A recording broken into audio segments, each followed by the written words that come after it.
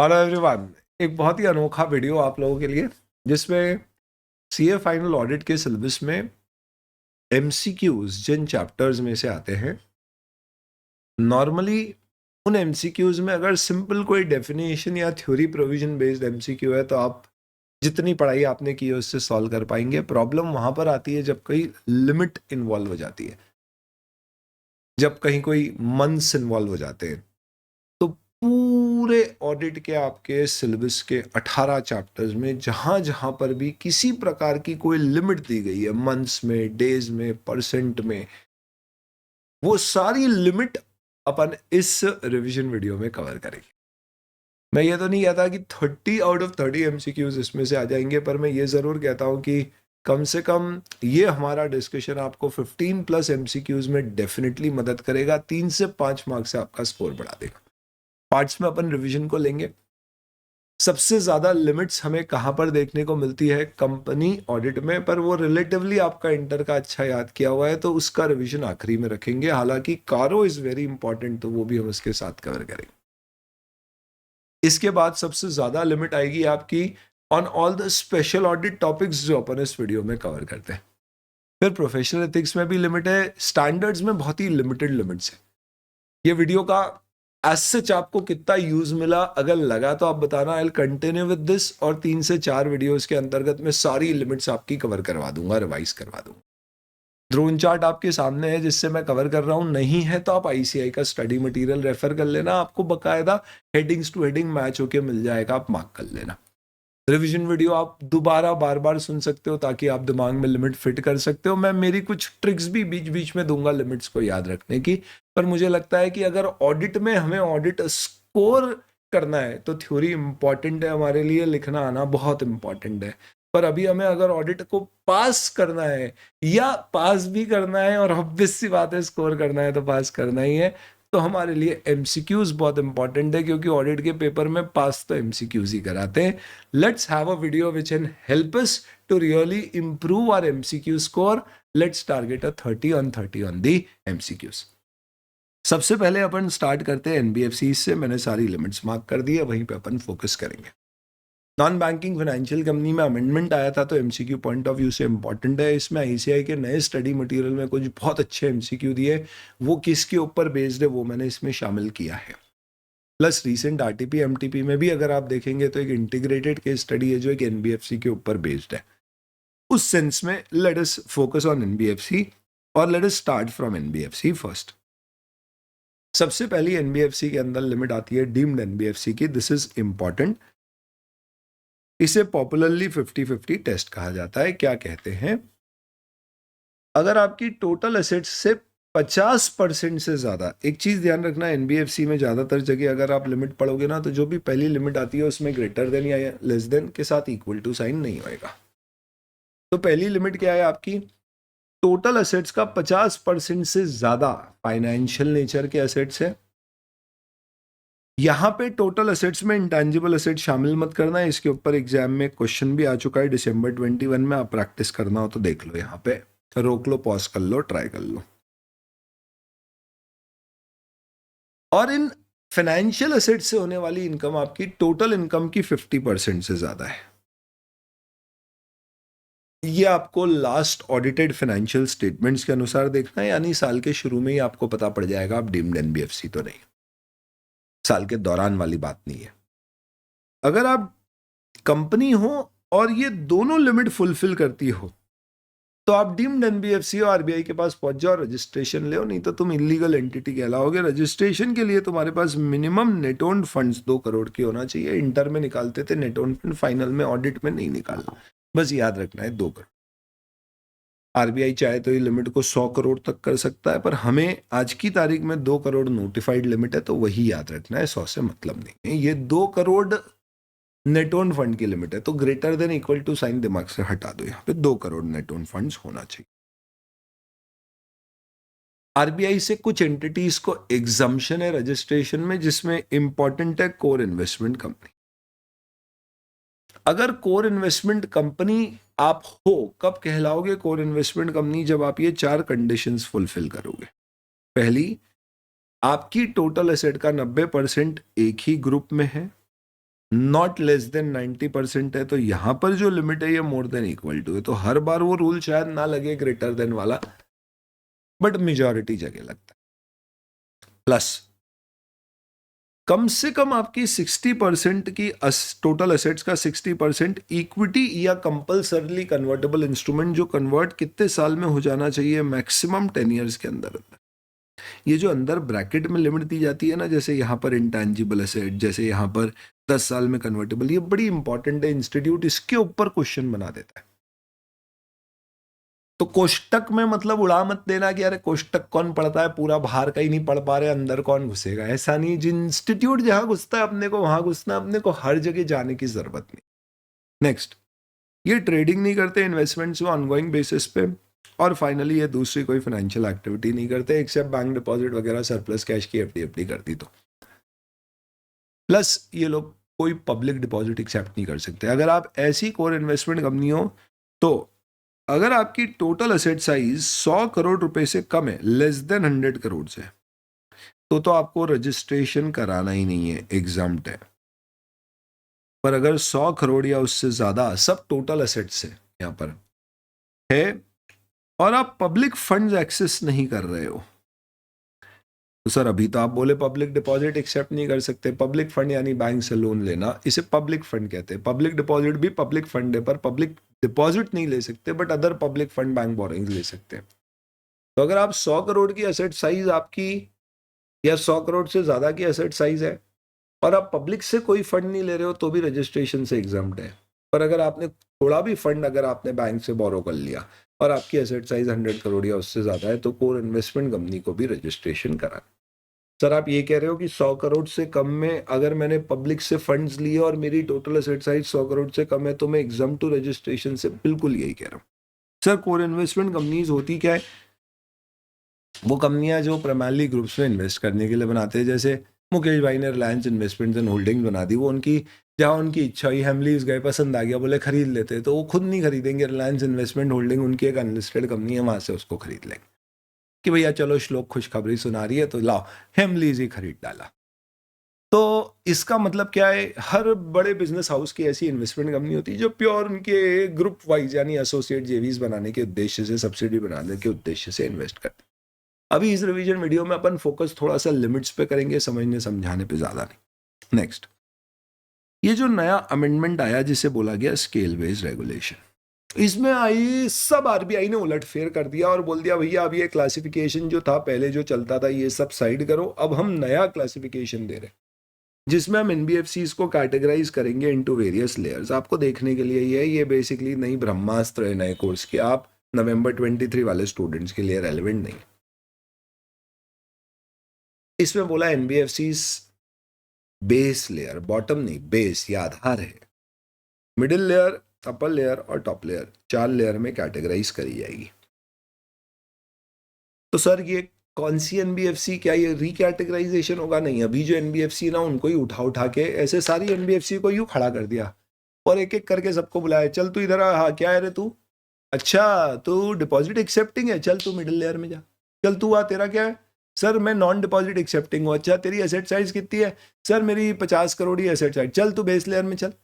अच्छा चल तू आ एनबीएफसी, तू क्या? ऐसे इन्होंने सारी एनबीएफसी के कैटेगराइज उठा के पटक दिया, अलग अलग रिकैटेगराइज कर दिया। अब in layer wise norms RBI के द्वारा इंस्टीट्यूट किए जाने हैं, तो अभी नॉर्म्स वही पुराने लग रहे हैं, यानी पूरे चैप्टर में सिर्फ यही चीज नहीं पढ़नी है, बाकी सब पुराने। पर ये कैटेगराइजेशन बहुत इंपॉर्टेंट है, इसके ऊपर एमसीक्यू मुझे पूरी उम्मीद है कि इस बार नवंबर 23 में आना चाहिए, और आए तो वहां पे एक क्लास निकलने के बाद, एग्जाम हॉल से निकलने के बाद एक हिचकी मुझे जरूर दिलवा देना। चलिए, इस पर्टिकुलर वीडियो का आपको कितना फायदा हो रहा है इसके लिए आई विल सी 50 कमेंट या 500 लाइक, कुछ भी मिल जाए तो मुझे लगेगा सीरीज बरकरार रखना चाहिए, बच्चों को फायदा हो रहा है। मैं चाहता तो शुरू में ही बोल सकता था, पर मैं जेन्युइन फायदे देखने चाहता हूं बच्चों के, इसलिए मैंने शुरुआत में नहीं बोला ये बात। चलिए आइए, हर वो नॉन डिपॉजिट एक्सेप्ट करने वाली एनबीएफसी जो 1000 करोड़ से कम की एसेट साइज रखती है उसे बेस लेयर में डाल दी। पर अगर आप डिपॉजिट एक्सेप्ट करने वाली हो तो आप 1 रुपए की भी एसेट रखो, आप मिडिल लेयर में ही रहोगे। डिपॉजिट एक्सेप्ट नहीं कर रहे हो और आपकी एसेट साइज 1000 करोड़ या उससे ज्यादा है तो आप बेस लेयर में जाएंगे। टॉप 10 एनबीएफसीज अपर लेयर में चली जाएंगी और टॉप लेयर खाली रहेगी। आरबीआई को लगेगा कोई एनबीएफसी बहुत क्रिटिकल है इकोनॉमी के लिए तो उसे वहां डालेगी। ये जनरल रूल क्लियर हो गया। इस जनरल रूल को तोड़ा जाएगा कुछ कैटेगरीज की एनबीएफसी जो हमेशा एक पर्टिकुलर कैटेगरी में ही डाली जाएगी, जैसे कि पीयर टू पीयर लेंडिंग करने वाले platform, account aggregators, non operating financial holding company, important है याद रखना, और एनबीएफसी जो पब्लिक इंटरफेस नहीं रखती है और पब्लिक फंड्स नहीं लेती है, B2B काम करती है बिना लोन लिए। ये हमेशा कहाँ रहेंगी? बेस लेयर में, प्रोवाइडेड ये डिपॉजिट एक्सेप्ट नहीं करी, ये कर भी नहीं सकती। इसी तरह से stand alone primary dealers, infrastructure debt fund companies, core investment companies, housing finance companies और इंफ्रास्ट्रक्चर फाइनेंस कंपनी, ये हमेशा कहां पर कैटेगराइज की जाएंगी? They will always be categorized under the middle layer. तो इनके ऊपर वो डिपॉजिट ये वो सारे नॉर्म्स नहीं लगेंगे, ये ओवर रूल करेगा उस पर्टिकुलर कैटेगराइजेशन। इसके अलावा आपके आज की तारीख में बहुत सारे दूसरे कैटेगराइजेशन भी होते थे एनबीएफसी के, जैसे कि माइक्रो फाइनेंस इंस्टीट्यूशन, फैक्टर्स। इन सब का क्लासिफिकेशन किसके ऊपर बेस्ड होगा? वो डिपॉजिट एक्सेप्ट कर रही है या नहीं और उसकी एसेट साइज क्या है। आईसीआई के नए मॉड्यूल में एक इस तरह का आपको चार्ट दिया गया, जिसे आप रेफर करना चाहे तो कर सकते हैं। एनबीएफसी नॉन डिपॉजिट एक्सेप्टिंग है तो बेस लेयर में जाएंगी, लेकिन अगर उसकी एसेट साइज 1000 करोड़ या उससे ज्यादा हो गई तो वो मिडिल लेयर या अपर लेयर में जा सकती है। पहले एक सिस्टमिक इंपॉर्टेंस का कंसेप्ट हुआ करता था कि टोटल एसेट साइज 500 करोड़ या उससे ज्यादा है तो एसआई कहा जाता था, सिस्टमिक इंपॉर्टेंस। अब ऐसा कर दिया है कि सिस्टमिक इंपॉर्टेंस की लिमिट 500 से बढ़ा के 1000 कर दी। तो ऐसी एनबीएफसी जो नॉन डिपॉजिट एक्सेप्टिंग है पर सिस्टमिक इंपॉर्टेंस वाली थी पहले, यानी कि उनकी एसेट साइज 500 करोड़ या उससे ज्यादा थी, अब वो लिमिट क्योंकि 1000 हो गई है तो अगर 1000 या उससे ज्यादा उनकी एसेट साइज है तो वो मिडिल लेयर अपर लेयर में जाएगी। अप टू 1000 है तो फिर वो बेस लेयर में ही रहेगी, unless they are featured in middle layer. Featured in middle layer क्या है? वो जो specific category, stand alone primary dealers, core investment companies, वो सब जो हमने देखा था, तो हो सकता है वो कहाँ चली जाएगी? They will be featured under middle layer. Sir हमें क्या ये नाम याद रखना है? मेरे हिसाब से तो ये बहुत इंपॉर्टेंट है सारे नाम। हो सकता है इससे स्पेसिफिकली किसी पे क्वेश्चन आ जाए, क्योंकि अमेंडमेंट को हल्के में कभी नहीं लेना चाहिए। उस सेंस में मैं स्ट्रांगली रेकमेंड करूंगा इसे अच्छे से याद रखना, सिर्फ पढ़ना ही मत। चलिए अब इसके बाद हमारे एनबीएफसी के चैप्टर में अगली लिमिट कहाँ पर आती है? आपने सुना होगा एनबीएफसी अगर इन्वेस्टमेंट क्रेडिट कंपनीज है तो वो मैक्सिमम किसी एक कंपनी में अपनी टोटल एसेट का 15% ही लगा सकती है। पर हम एक कंपनी के इक्विटी शेयर भी खरीद रहे हैं और उसको लोन भी दे रहे हैं, क्योंकि आईसीसी इन्वेस्टमेंट क्रेडिट कंपनी है, इन्वेस्ट भी करते हैं, लोन भी देते हैं। तो सुनो, तुम्हारी टोटल एसेट साइज 100 करोड़ की है ना, तो तुम उसे 15 करोड़ रुपए सामने वाली कंपनी के 15 करोड़ के इक्विटी शेयर खरीद लो, या सामने वाली कंपनी को 15 करोड़ तक का लोन दे दो। तुम्हारी दोनों देने की इच्छा है तो इक्विटी में इन्वेस्टमेंट 15 करोड़ से ज्यादा मत करना, लोन दो तो 15 करोड़ से ज्यादा मत देना, पर ओवरऑल लिमिट तुम्हारी 25 करोड़ की, दोनों मिला के 25 से ज्यादा नहीं करना। तो 15-10 कर लो, 10-15 कर लो, 25 से ज्यादा नहीं जाना है, 12-13 ये भी चलेगा। तो आपको दो लिमिट, जैसे होता है ना भैया पास करने के लिए 40 इंडिविजुअल और टोटल ओवरऑल 50, वैसे ही यहाँ पे मैक्सिमम लिमिट 15 इंडिविजुअल पर ओवरऑल 25% दोनों मिला के। दोनों क्या है? एक है लोन, दूसरा investment. Investment equity share, preference share, security. Loan मतलब लोन। लेकिन अगर आप दोनों देते तो ये 15 और 25 हो गया। लेकिन अगर आप ग्रुप में इन्वेस्ट करते हो, यानी एक पूरी ग्रुप में इन्वेस्ट कर रहे हो, उसकी अलग अलग कंपनियों में किसी को शेयर किसी को लोन दे रहे हो, तो सब मिला के 40%, सारी लिमिट आपकी टोटल एसेट्स की। इसके ऊपर भी एमसीक्यू बन सकता है, ध्यान रखिएगा। एनबीएफसी में फ्रॉड्स पता पड़ते हैं तो आपको रिपोर्ट करना पड़ता है non banking supervision division of RBI को। अगर एनबीएफसी ने कभी गुल्लक में कैश गिनी और देखा कि ओ माय गॉड कैश तो गायब हो गई है, तो अगर 10,000 से ज्यादा की कैश की शॉर्टेज मिली तो उसे फ्रॉड मान लिया जाएगा और आरबीआई को बताना है। 10,000 तक की शॉर्टेज है तो आरबीआई को नहीं बताना है। कब? जब मैनेजमेंट ने ढूंढ ली। अगर ऑडिटर ढूंढ लेगा तो यही लिमिट 5,000 हो जाएगी। तो पहले से इन्फॉर्म्ड है तो 10,000। ऑडिटर, मैनेजमेंट, इंस्पेक्टिंग ऑफिसर, इसका मतलब क्या है? ये पहले से जो पर्सन कैश डील कर रहा है उसने नहीं। मैनेजमेंट क्यों लिखा है? यानी कि कैशियर ने। इसको ऐसे बोलना चाहिए मुझे, अगर कैशियर ने ढूंढ ली तो 10,000 तक की है, पर थर्ड पार्टी ने अपने इंस्पेक्शन में ढूंढी तो ये लिमिट 5 की है। 5 से ऊपर का अगर आपको कैश शॉर्टेज मिला है तो डीम्ड फ्रॉड है, आपको आरबीआई को रिपोर्ट कर। इसके अलावा कोई भी एनबीएफसी है तो उसे स्टैट्यूटरी ऑडिटर से रजिस्ट्रेशन की नेट ओन फंड का सर्टिफिकेट लेना है, जो उसके फाइनेंशियल स्टेटमेंट फाइनल होने के 1 महीने के अंदर अंदर, नॉट लेटर देन 30 दिसंबर। 31 दिसंबर आप क्या करोगे? न्यू ईयर पार्टी करोगे। 30 दिसंबर से पहले पहले आपको फाइल करना। एनबीएस 7 में आपका कैपिटल रिस्क एडिक्वेसी रेशियो होता है। क्या होता है वो देखेंगे। निधि कंपनी या कारों में लिमिट डिस्कस करेंगे। Capital risk adequacy ratio is basically having capital of tier 1 and 2 category as a percentage of risk weighted assets. ये रिस्क वेट है असेट्स का, ये याद रखने की जरूरत नहीं है। ये डिनोमिनेटर है, इसका मिनिमम 15% आपकी कैपिटल होना चाहिए। कैपिटल में इक्विटी की कैपिटल या प्रेफरेंस दोनों आ सकती है। जो लॉन्ग टर्म है वो इक्विटी है, कन्वर्टेबल है। रिडीमेबल प्रेफरेंस शेयर वगैरह थोड़ी सी परमानेंट कैपिटल नहीं है, तो ये टीयर 2 में आती है। तो टोटल आपकी जो रिस्क वेटेड एसेट है, सपोज 1,000 करोड़ की है, तो उसका आपको 15% 150 करोड़ रखना है, पर 150 का फिर फर्दर स्प्लिट है। मिनिमम टीयर 1 10% होना चाहिए, ज्यादा हो तो और अच्छा है, पर इससे कम नहीं होगी टीयर 1। और अगर आप मुथूट फाइनेंस की टाइप की कंपनी हो जिसका काम गोल्ड ज्वेलरी के अगेंस्ट लोन देना है, जब घर पे पड़ा हो सोना तो फिर काहे का रोना, वो वाली पर्टिकुलर कंपनीज के केस में टीयर 1 कैपिटल आपको 12% रखनी। प्रोविजनिंग के क्या है, तो एनपीए कब होता है ये ज़्यादा ध्यान रखने की ज़रूरत एज सच नहीं है। द रूल इज सेम जैसा बैंक्स में होता है, 3 महीने का, एक्सेप्ट अगर आपकी एनबीएफसी नॉन डिपॉजिट एक्सेप्टिंग है और नॉन एसआई है। 500 करोड़ से कम की एसेट साइज और डिपॉजिट एक्सेप्ट नहीं कर रही है तो आज भी आपके लिए नियम क्या है? 6 महीने में खाता एनपी होगा। अगर 6 महीने उससे ज़्यादा ओवरड्यू रहा तो। इनके अलावा बाकी सब में 3 मंथ्स का रूल है। 3 मंथ जैसा बैंक में होता है ना, वहाँ मोर देन 90 डेज है, यहाँ 3 मंथ्स है, तो खाता एनपी होगा। फर्स्ट ईयर में एनपी होगा तो आपको 10% stand flat provision. Second year वो डाउटफुल हो जाएगा। डाउटफुल में अनसिक्योर्ड अमाउंट 100% प्रोवाइड कर दो। सिक्योर्ड अमाउंट का आपको 20% प्रोविजन। ये हर साल एडिशनल नहीं है, ये टोटल प्रोविजन।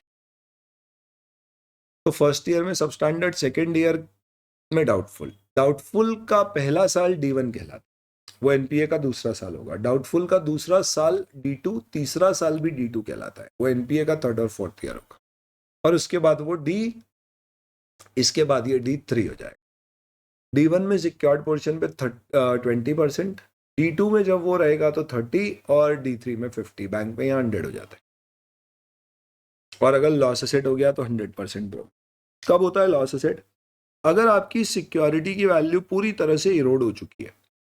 इसका मतलब यह है कि आपकी जो सिक्योरिटी की वैल्यू थी वो आपकी टोटल आउटस्टैंडिंग का 10% से भी कम हो गई है, तो उस केस में आप सीधे लॉस मान के पूरा प्रोविजन बना दो। अगर वो 50% से कम हो गई है तो फिर सीधे डाउटफुल होता है, सब स्टैंडर्ड में नहीं रखते। इसके ऊपर भी अभी लेटेस्ट आरटीपी एमटीपी पे क्वेश्चन है, हालांकि वो बैंक्स में provision similar. Provision as in provision के रेट सिमिलर नहीं है। The concept of direct doubtful direct loss कैसे होगा वो सिमिलर है। इसके अलावा स्टैंडर्ड एसेट पे फ्लैट 0.40% का प्रोविजन बनाना है। हालांकि नॉन एसआई एनडी के केस में स्टैंडर्ड एसेट पे 0.25% ही बनता है, 0.40 की जगह। बाकी सारे प्रोविजन सारी एनबीएफसीज पे एक जैसे। इसके अलावा एनबीएफसीज अगर इंडेस फॉलो करती है तो कब करना है? तो आज की तारीख में हर लिस्टेड एनबीएफसी या फिर ऐसी जिसकी 250 करोड़ या उससे ज़्यादा की net worth as on the last audited financial statement एक बार हो गई तो आजीवन इंडेस फॉलो करोगे। इंडेस आप पे लगा तो होल्डिंग सब्सिडी जेवी एसोसिएट पे लगेगा। याद रखना, वॉलंटरली एनबीएफसीज इंडेस फॉलो नहीं कर सकती। अगर आप पे इंडेस लगेगा तो कंपनीज एक्ट के शेड्यूल 3 का डिवीजन 3 लगेगा। शेड्यूल 3 में एक लिमिट दी जाती है कि P&L में इनकम एक्सपेंस अलग से कब बताना है और कब आप उसे मिसलेनियस में डाल सकते हो। वो लिमिट नॉर्मली आपने पढ़ी होगी तो याद होगा, डिवीजन 2 में होती है 1% ऑफ रेवेन्यू फ्रॉम ऑपरेशन और 10 lakh whichever is higher. पर एनबीएफसी के केस में 10 लाख नहीं है, 1% है, और 1% भी of gross income total income है, और ये सब ग्रेटर देन लिमिट है, मोर देन। तो more than 1% of total income अगर कोई भी इनकम एक्सपेंस है तो आप उसे फेस पे या नोट्स में अलग से दिखाओगे, तो ये डिफरेंट है, तो याद रखना। बाकी ये फॉर्मेट है, आप देख सकते हो। This covers up your whole MCQ related discussion with respect to NBFC. बढ़िया, 20 मिनट में अपने एनबीएफसी के पूरे हो गए। आप स्पीड में देख रहे होगे तो हो सकता है 12-15 मिनट में देख लिया। अब आते हैं पीयर रिव्यू। पीयर रिव्यू जब भी होता है दोस्तों तो पिछले 3 साल का होता है, और पीयर रिव्यू सर्टिफिकेट की वैलिडिटी भी 3 साल की होती है, अनलेस ऑन रिक्वेस्ट उसे एक्सटेंड किया गया।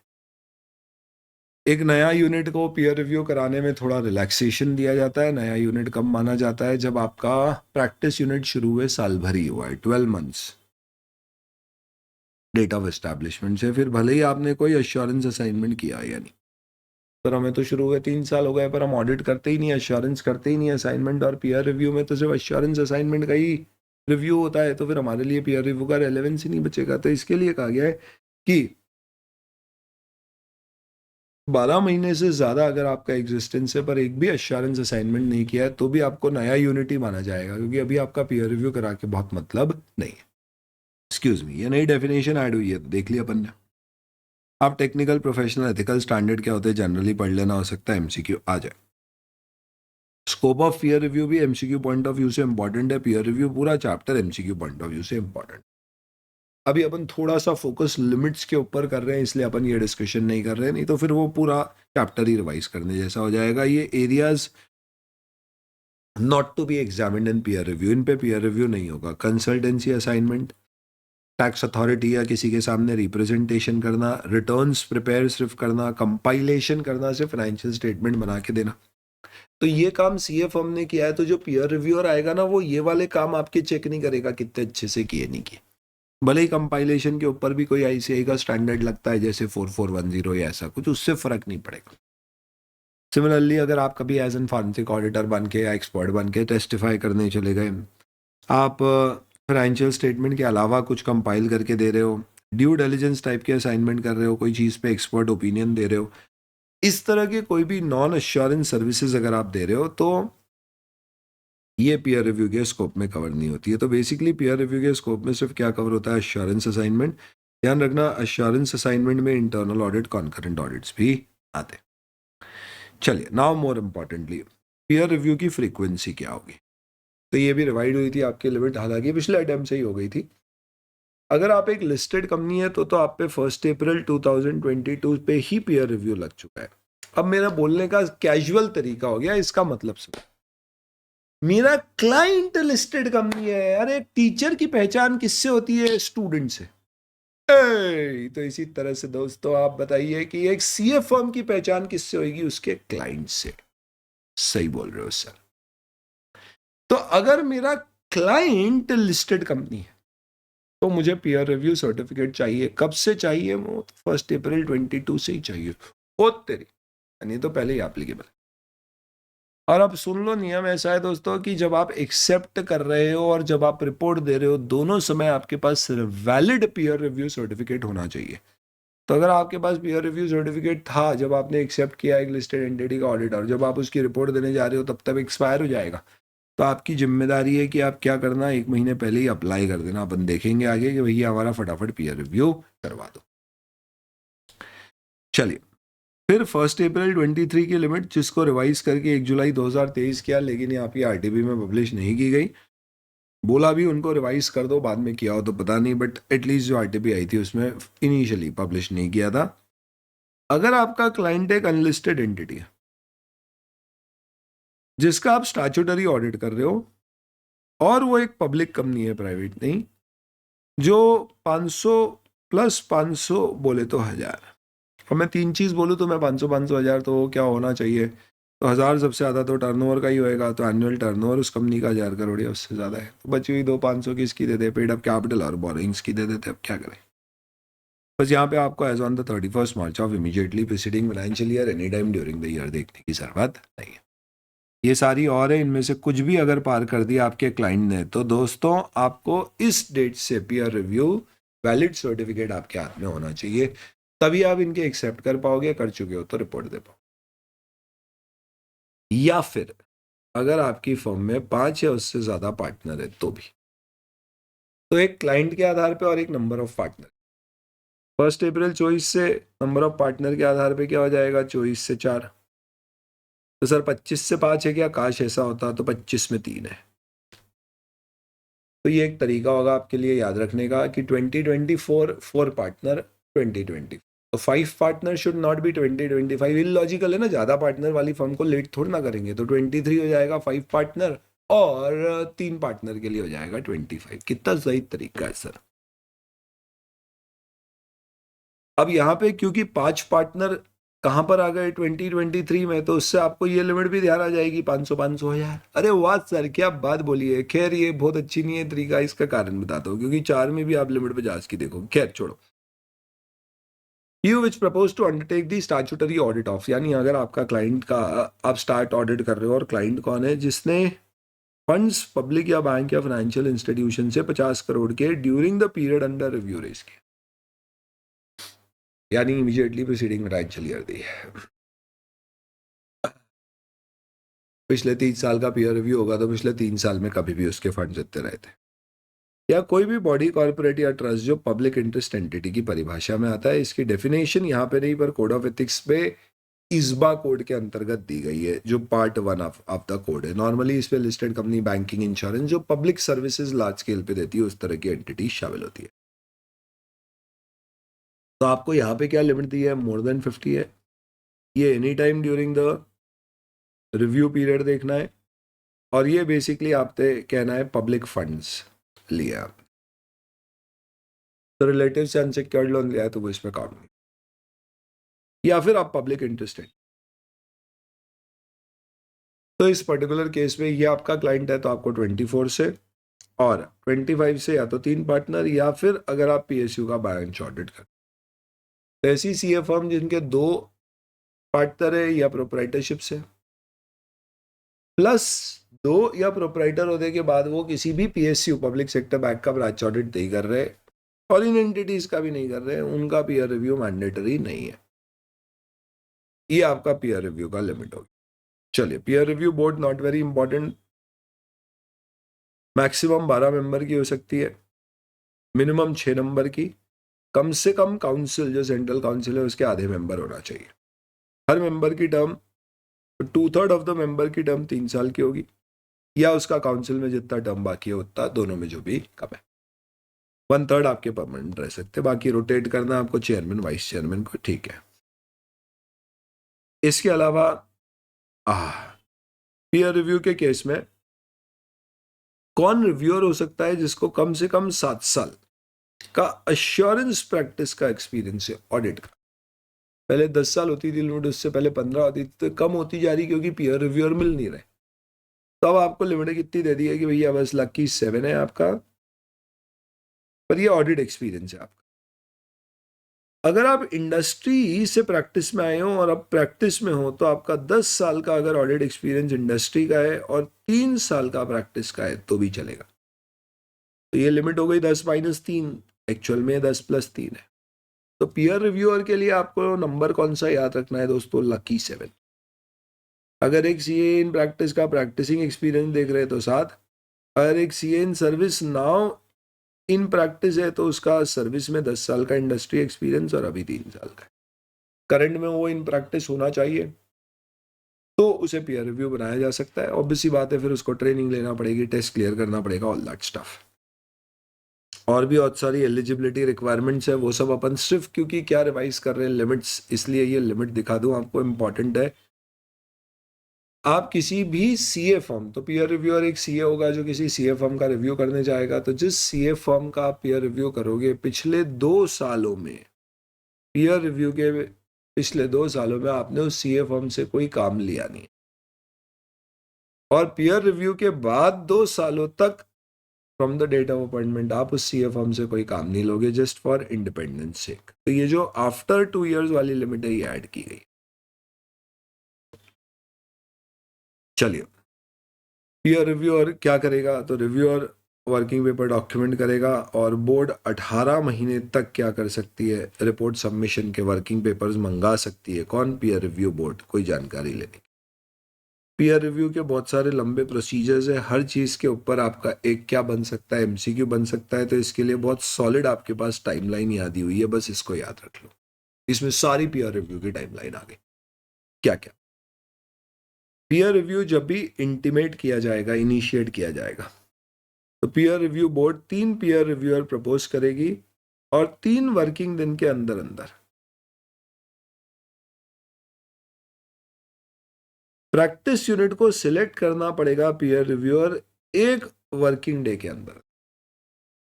तो जिस दिन डिसाइड हुआ आपका पीयर रिव्यू होना है, 3 दिन के अंदर अंदर आपको बोर्ड के पास से 3 नाम आ जाएंगे। आपके पास 1 दिन है, आप सिलेक्ट करो उन 3 में से कोई भी एक। बोर्ड अपॉइंट करेगी रिव्यूअर को, उसे 2 दिन दिए जाएंगे within 2 working days from the receipt of choice of name of practice unit। तो बेसिकली जिसको भी सिलेक्ट किया, पीयर रिव्यूअर से बात करके 2 दिन के अंदर अंदर उसकी एक्सेप्टेंस लेके उसको अपॉइंट करना है। जो रिव्यूअर है उसे फॉर्म 2 देना होता है। तो फॉर्म 1 इंटीमेशन का होता है, फॉर्म 2 कॉन्फिडेंशियलिटी डिक्लेरेशन देना होता है उसे एक प्रैक्टिस यूनिट को 2 वर्किंग डे में, और एक्नॉलेजमेंट भी लेना होती है कि भैया मैंने ये सबमिट कर दिया है, मैंने एक्सेप्ट कर लिया है, आपका मैं पीयर रिव्यू करूँगा।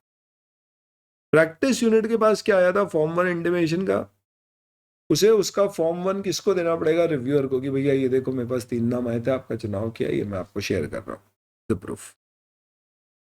यानी आप क्या याद रख सकते हो, हर जगह वर्किंग डेज की लिमिट कितनी है, 2 working day 2 working day 2 working day. सिर्फ सिलेक्शन के लिए 1 ही दिन दिया है और पहली बार के लिए 3 दिन दिया है। तो पीयर रिव्यूअर को क्या करना है, एक सैंपल सिलेक्शन करना है, तो वो भी 2 वर्किंग डे में फॉर्म 5 में। तो जब आप जाओगे ना, तो आपको पहले से बताना पड़ेगा कि आपके ये क्लाइंट है। तो जो फॉर्म 2 भराया जाता है, इनफैक्ट जो फॉर्म 1 भरा जाता है, उसमें आपको क्लाइंट की लिस्ट भी देना पड़ती है। तो उससे वो सैंपल सिलेक्शन करके 2 दिन में बता देगा कि भैया मैं आपके ये ऑडिट क्लाइंट्स, एश्योरेंस क्लाइंट्स के पेपर्स, वर्किंग पेपर देख के कमेंट करूंगा कि आपने क्या अपना काम प्रॉपर, आपने प्रॉपर सिस्टम बनाए, स्टैंडर्ड फॉलो किए, technical professional ethical standard follow किए। पीयर रिव्यूअर के पास एडिशनल इंफॉर्मेशन फॉर्म 6 में मांगने का अधिकार होगा, और अगर मांगा तो प्रैक्टिस यूनिट को 1 वर्किंग डे के अंदर अंदर देना पड़ेगा। ऑन साइट रिव्यू प्लान करना है, कम से कम 2 वर्किंग डे का नोटिस देके कि भैया हमारे, ऐसा नहीं कि कल धमक जाओ, 2 दिन पहले आपको कम से कम बताना है, ये मिनिमम है। और on site review maximum 6 working day चल सकता है, नए यूनिट में 1 दिन से ज़्यादा नहीं, यानी आप वहाँ बैठ के 6 दिन से ज़्यादा नहीं काम करोगे प्रैक्टिस यूनिट के आप। इसके बाद प्रिलिमिनरी रिपोर्ट आपको प्रैक्टिस यूनिट को देनी है। अगर मॉडिफाइड ओपिनियन है तो प्रिलिमिनरी रिपोर्ट प्रैक्टिस यूनिट को देंगे, उसके रिस्पॉन्सेज उसको 2 वर्किंग डे में देने, और फिर उसे हमें क्या कंप्लीट करके बोर्ड को देना पड़ेगा। तो पीयर रिव्यू रिपोर्ट आपको किसको देनी है, बोर्ड को। 20 working day from the date of selection और submission of form 1 by practice unit, जिसमें क्या किया गया है, बेसिकली सारी लिस्ट ऑफ डिटेल्स दी गई है कि भैया, और सिलेक्शन किया गया है कि हाँ मैं इसको स्वीकार करता हूँ। उससे 20 दिन के अंदर अंदर खत्म हो जाना चाहिए। अब फास्ट कर दिया है प्रोसेस, पहले 60 डेज होता था, और नए यूनिट में 7 दिन के अंदर। और फॉलो ऑन रिव्यू तो अगर मॉडिफाइड है तो फिर एक और रिव्यू होगा जिसमें आपको समय देंगे, सही कर लो, फिर उस फॉलो ऑन ऑडिट में अगर सब कुछ सही निकला रिव्यू में तो ठीक है, नहीं तो फिर आपके अगेंस्ट डिसिप्लिनरी एक्शन लेंगे, वो 1 साल बाद होगा मॉडिफाइड रिव्यू। कोर्ट चाहे तो जल्दी करा सकती है, पर मिनिमम 6 महीने का समय होगा ही होगा, क्योंकि तब तक आपके पास पीयर रिव्यू सर्टिफिकेट नहीं है। अगर आपका अनमॉडिफाइड रिपोर्ट मिल गई तो आपको सर्टिफिकेट दिया जाएगा। वो सर्टिफिकेट 3 साल के लिए होगा, अनलेस वैलिडिटी एक्सटेंड की जाए, जैसे कोविड के पीरियड में एक्सटेंड की गई। ये आपकी सारी इंपॉर्टेंट टाइम लिमिट्स है with respect to peer review. ये बातों बातों में तुम्हारा पीयर रिव्यू का भी डिस्कशन कंप्लीट। चलिए, क्वालिटी रिव्यू के अंतर्गत कहाँ पर लिमिट्स हैं, तो नंबर 1, जैसे पीयर रिव्यू में पीयर रिव्यूअर होता है, वैसे ही क्वालिटी रिव्यू में टेक्निकल रिव्यूअर होता है। टेक्निकल रिव्यूअर का कौन बन सकता है, तो उसको मिनिमम 15 साल का पोस्ट क्वालिफिकेशन चार्टर्ड अकाउंटेंसी का एक्सपीरियंस होना चाहिए, एज अ प्रैक्टिस नहीं, टोटल।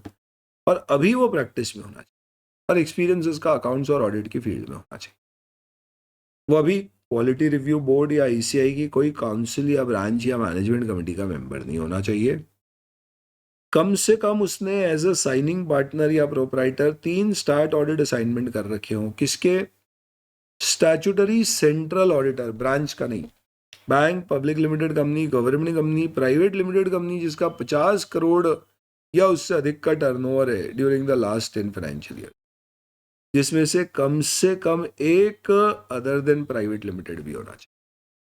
तो ही आप टेक्निकल रिव्यूअर बन पाओगे, क्योंकि आपने खुद नहीं अच्छे ऑडिट किए नहीं है तो आप क्या दूसरों का रिव्यू करके उसके सिस्टम पे कमेंट करोगे। और कोई डिसिप्लिनरी प्रोसीडिंग्स आपके अगेंस्ट में ली या पेंडिंग पिछले 3 फाइनेंशियल ईयर्स में नहीं है, उससे पहले की है तो कंसिडर नहीं। ये तो एक आपकी लिमिट हो गई टेक्निकल रिव्यूअर की। अपन सिर्फ लिमिट्स पढ़ रहे हैं, सब कुछ रिवाइज नहीं कर रहे। बहुत ही इफेक्टिव रिवीजन वीडियो अपना, सिर्फ काम की चीजें जो MCQ में आ सकती है वो वाली। देन टेक्निकल रिव्यूअर क्या करता है, तो ये बेसिकली क्या होता है, इसके अंतर्गत बेसिकली यूनिट्स बनाए जाते हैं और उन यूनिट्स में फिर हमें क्या करना पड़ता है, टेक्निकल रिव्यूअर अपनी रिपोर्ट देता है। तो ये जो हमारी रिपोर्ट जा रही है, these reports basically would go to quality review groups बनाए जाते हैं और वो ग्रुप्स को फिर हम क्या करते हैं, हमारी रिपोर्ट देते हैं। तो इसके लिए बोला गया है, he will also send a copy of the final report to audit firm under review, requesting them to send their final reply thereon to the quality review board within 7 days of receipt of the final report. He will also send a copy of their final reply to technical review. तो जो final report है उसमें 7 दिन का समय, यानी यहाँ पे टाइम लिमिट बहुत ज़्यादा वाटर टाइट डिफाइंड नहीं है। जो डिफाइंड है अपन सिर्फ वो देख रहे हैं। Second, final reply audit firm under review जिसका टेक्निकल रिव्यू आया है, उसके बाद टेक्निकल रिव्यू और क्वालिटी रिव्यू बोर्ड को 7 दिन के अंदर अंदर अपनी summary of finding, technical requirement, final comments के साथ रिपोर्ट करें। तो यहाँ पे एक ही लिमिट है याद रखने वाली, 7 दिन की आपकी। ध्यान रखना दोस्तों, पीयर रिव्यू में आप अगर असिस्टेंट ले जाना चाहते हो तो एक क्वालिफाइड असिस्टेंट ले जा सकते हो जो डायरेक्ट इंटरफेस नहीं रखेगा आपके प्रैक्टिस यूनिट के साथ। क्वालिटी रिव्यू के केस में आपके पास 5 टेक्निकल असिस्टेंट्स कैरी करने का परमिशन है। ये भी डायरेक्टली क्लाइंट के साथ डील नहीं करेंगे, वो जो आपका टेक्निकल रिव्यूअर है वही करेगा। हालांकि ये पीयर रिव्यू बोर्ड अलग अलग समय में डिफाइन कर सकती है, मैक्सिमम 5 की लिमिट प्रिस्क्राइब कर सकते हैं। चलिए, इसके अलावा आपकी कुछ इंडिपेंडेंस और क्वालिफिकेशन रिक्वायरमेंट है आपके अगेंस्ट में किसी भी लॉ के अंतर्गत पिछले 3 साल में। इसके अलावा आपका कोई स्पेसिफाइड स्टैट्यूटरी ऑडिट फर्म के साथ जिसका, तो क्या होता है बेसिकली टेक्निकल रिव्यू में, जैसे फॉर एग्जांपल मुझे लगा कि कैफे कॉफी डे के ऑडिट में बहुत फ्रॉड है तो उसके ऑडिटर के यहाँ पे मैंने क्वालिटी रिव्यू किया, तो एक टेक्निकल रिव्यूअर भेजूंगा। तो वो टेक्निकल रिव्यूअर ने पिछले 3 साल में कैफे कॉफी डे जो कंपनी है, तो उसने खुद ने, उसकी फर्म ने या उसकी नेटवर्क फर्म ने या किसी भी पार्टनर ने क्या नहीं है, it has no association with statutory audit firm. तो क्या हो रहा है, CCD का जो ऑडिटर है उसके साथ मेरा कोई एसोसिएशन पिछले 3 सालों का नहीं है। Similarly, the member or firm of any network should not be the statutory auditor of the company. तो जिसका टेक्निकल रिव्यू हो रहा है कैफे कॉफी डे का, मैं खुद उसका statutory auditor in any of these years नहीं था, in the last financial year नहीं था। 141 की रिक्वायरमेंट मेरे ऊपर सारी एप्लीकेबल होंगी और जो भी ऑडिट फर्म अंडर रिव्यू का सिटी ऑफिस है जहाँ आपका आप रिव्यू करवा रहे हो, वहाँ पे आपकी फर्म नहीं होना चाहिए, आप वहाँ से बिलोंग नहीं होना चाहिए।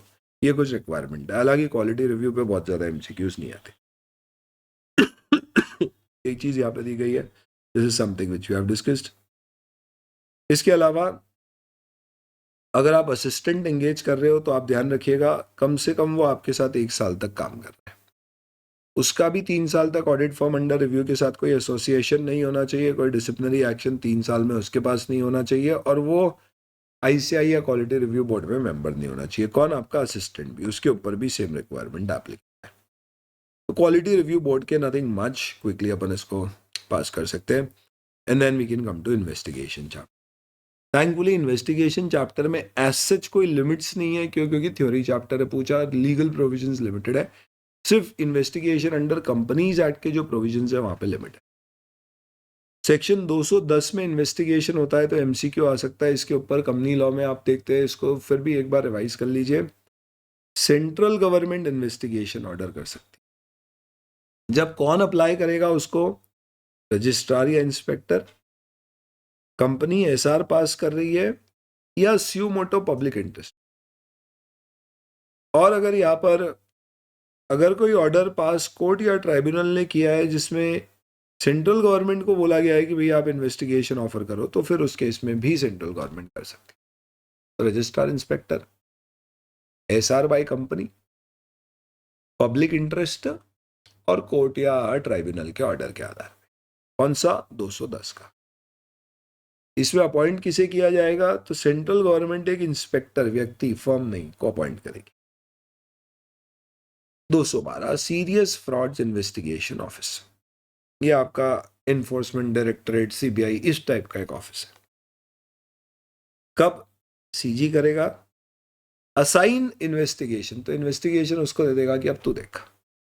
जब registrar inspector, special resolution by the company, public interest या सेंट्रल गवर्नमेंट, स्टेट गवर्नमेंट के कोई डिपार्टमेंट के तरफ से क्या आया है, कोई रिक्वेस्ट आई है, और एक बार एसएफआईओ को दे दिया तो फिर किसी दूसरी एजेंसी के पास पावर नहीं होगा, फिर एसएफआईओ ही क्या करेगी? उसका इन्वेस्टिगेशन करेगी। तो यहाँ पे वो कोर्ट ट्राइब्यूनल वाली बात।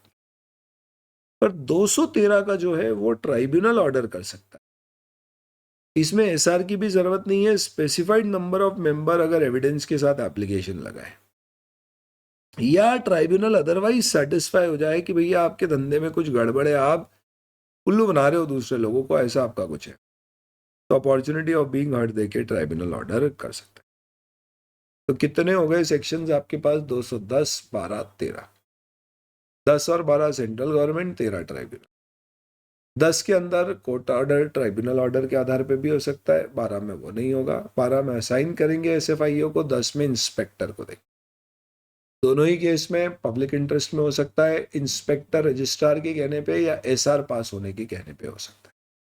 ये आपके कुछ नॉर्म्स है इन्वेस्टिगेशन कब ऑर्डर होगा। इसके अलावा एक 216 में होता है कंपनी के रियल ओनर्स कौन है ये पता करने का। सेंट्रल गवर्नमेंट को लगता है कि कंपनी के रियल ओनर कोई और है, और हो सकता है लेट्स से बाहर का पैसा इंडिया में आए, दुबई का पैसा लग रहा है कंपनी में, तो चलो अब एनफोर्समेंट डायरेक्टरेट को भेजते हैं और वो पता करेगी।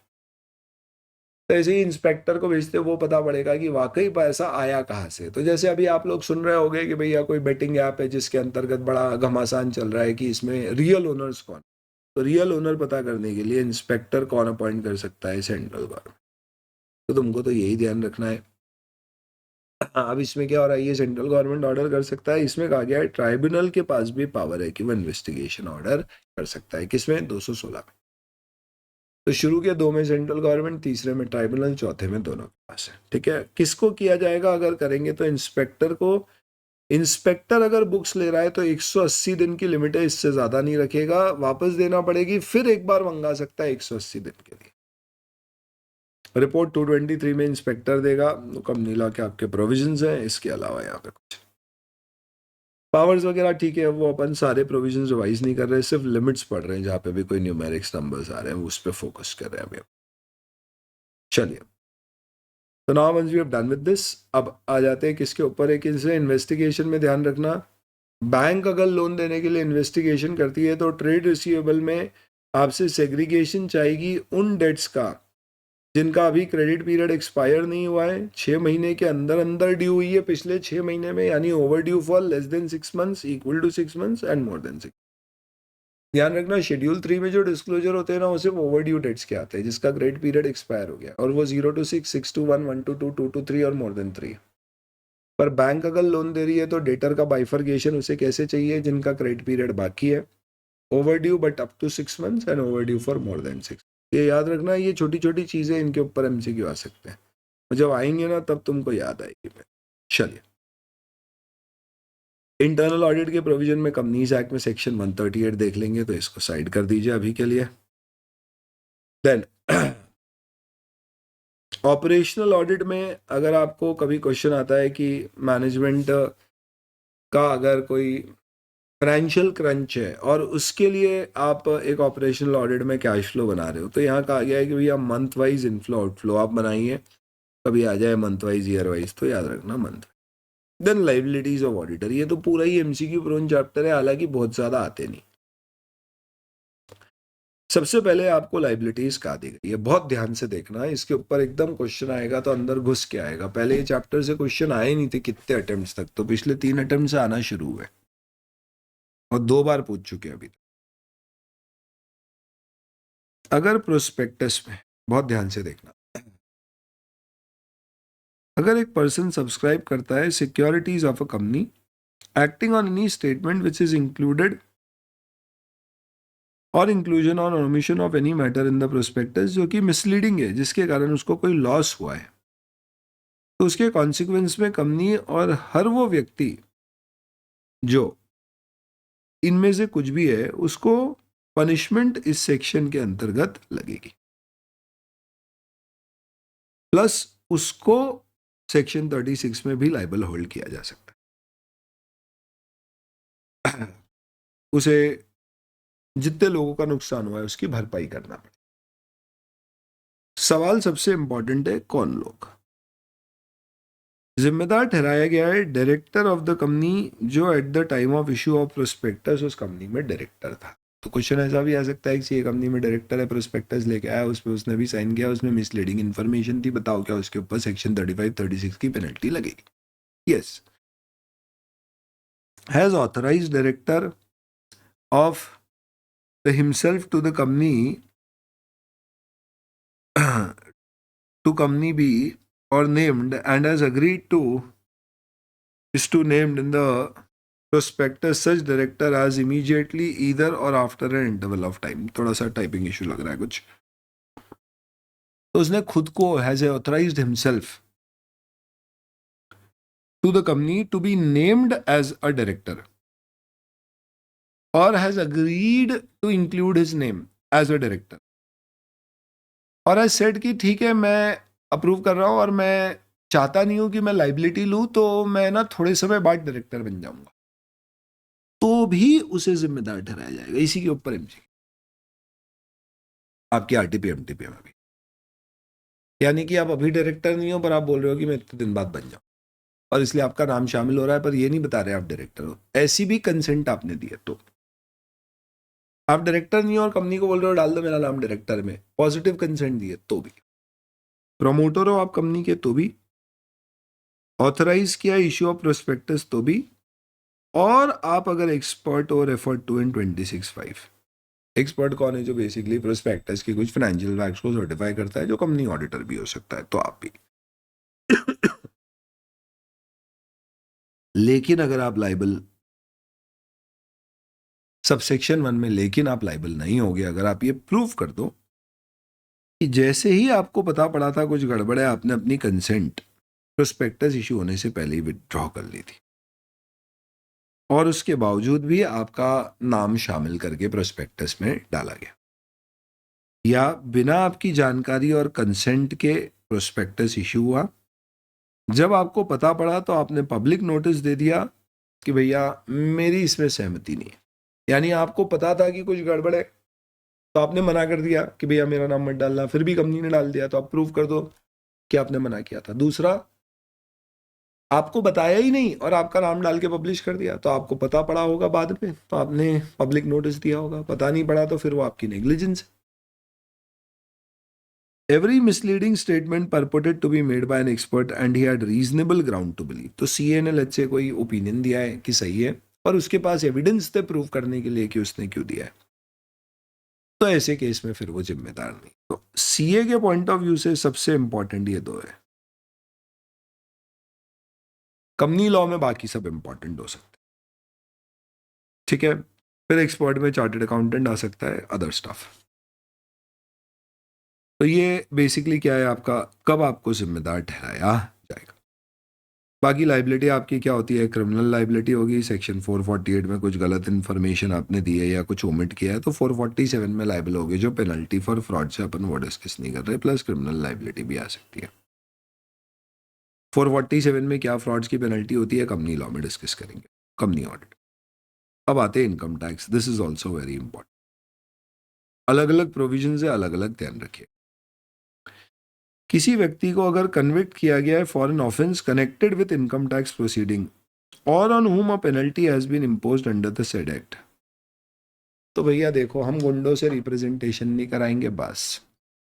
तो इसका मतलब है सेक्शन 288 के अंतर्गत अगर किसी भी व्यक्ति को क्या करार दिया गया है, गुंडा करार दिया गया है, किसका, इनकम टैक्स का गुंडा, मतलब उसको कोई पेनल्टी या कोई कन्विक्ट किसी ऑफेंस में किया गया है, तो वो फिर रिप्रेजेंटेटिव नहीं बने दूसरे लोगों को, पहली बात। 288 subsection 4, he has been dismissed or removed from government service, convicted by any income tax proceeding on whom penalty has been imposed, insolvent जब तक इंसॉल्वेंसी चल रही है, इनकम टैक्स प्रोसीडिंग में उतने समय तक के लिए जितने समय तक commissioner, chief commissioner, PCC decide करते हैं, been convicted by court for an offence involving fraud, तो 10 साल तक क्वालिफाइड नहीं होगा 288। तो इसका मतलब इसको क्या किया गया, इसको कहीं और भी गुंडा करार दिया गया, अदर लोगों ने इसको गुंडा करार दिया। गुंडा सिर्फ ऐसे याद रखने के लिए डम है, अदर्स में क्या आ गया, गवर्नमेंट सर्विस से डिसमिस हुआ है या फिर कोर्ट ने फ्रॉड्स के लिए किया। इसके अलावा इनकम टैक्स प्रोसीडिंग्स भी है, तो इनकम टैक्स एंड अदर्स दोनों। सब सेक्शन 5 कहता है कोई भी पर्सन जो लीगल प्रैक्टिशनर या अकाउंटेंट है, अगर guilty for misconduct in professional capacity by any authority, जिसके पास पावर है, तो सीए के केस में आईसीआई के पास है, An order passed by such authority ICI का इफेक्ट वैसा होगा in relation to like before income tax authority as it has in relation to his right to practice in legal practitioner or court as the case may be। यानी ये माना जाएगा कि order एक तरह से इनकम टैक्स का या मतलब क्या कह रहे हैं, An order passed by that authority shall have effect in relation to his right to attend before an income tax authority as it has in relation to his right to practice as a legal practitioner or accountant as the case may be।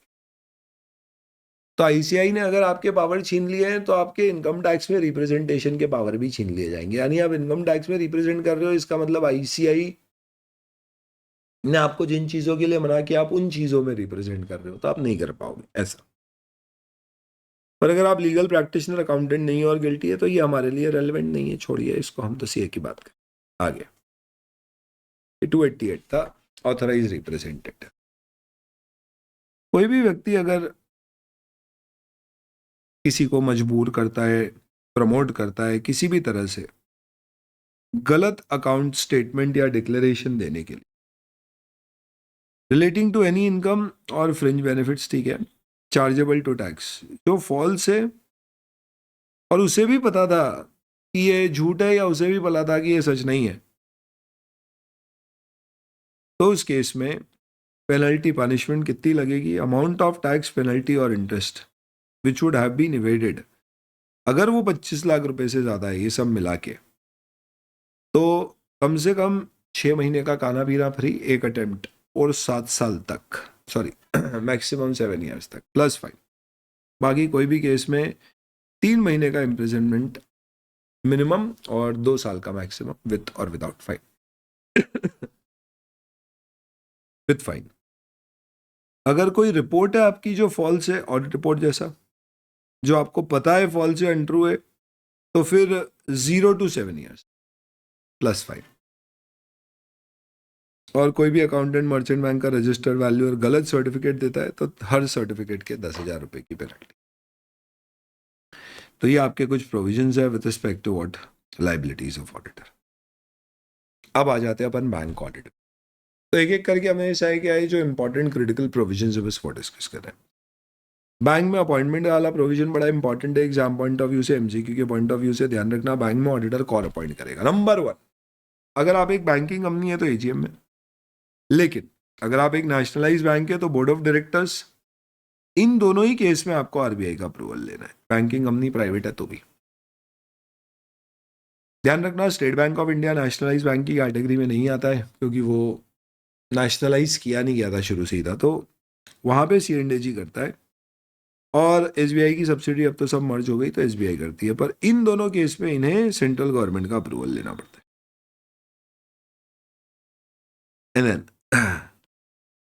RRB का auditor है तो वो concern bank with approval of central government, तो ये दोनों case में sorry CG का approval लगेगा। तो आरआरबी नॉर्मली कोई एक बैंक के द्वारा स्पॉन्सर्ड होगी तो वो बैंक प्लस सीजी, एसबीआई के केस में सीएनडेजी करेगा अपॉइंट। ये नेशनलाइज बैंक भी गवर्नमेंट कंपनी है पर सीएनडेजी नहीं बोर्ड करता है। एसबीआई के केस में सीएनडेजी करता है। इंश्योरेंस कंपनी अगर आपकी सरकारी है तो सीएनडेजी करता है, पर बैंक्स में अलग नहीं है। और यहाँ पे सेंट्रल गवर्नमेंट, आरआरबी में भी सेंट्रल गवर्नमेंट। आप जॉइंट ऑडिटर्स अपॉइंट कर सकते हो, एसबीआई में कंपलसरी है। यहाँ पे सेंट्रल स्टैट्यूटरी ऑडिटर कहते हैं जो अल्टीमेटली रिपोर्ट देंगे, और बाकी ब्रांच ऑडिटर। ठीक है, लिमिट्स अभी अपन फोकस कर। एलएफएआर की 60 डेज की आपकी टाइम लिमिट है। लॉन्ग फॉर्म ऑडिट रिपोर्ट का एग्जामिनेशन करके audit committee of the board के सामने रखी जाएगी और बोर्ड के व्यूज के साथ आरबीआई को 60 दिन के अंदर अंदर सबमिट करना है। किसको? बोर्ड को, यानी कि ऑडिट कमिटी ऑफ बोर्ड और board of directors of the bank को। किसको? आरबीआई को।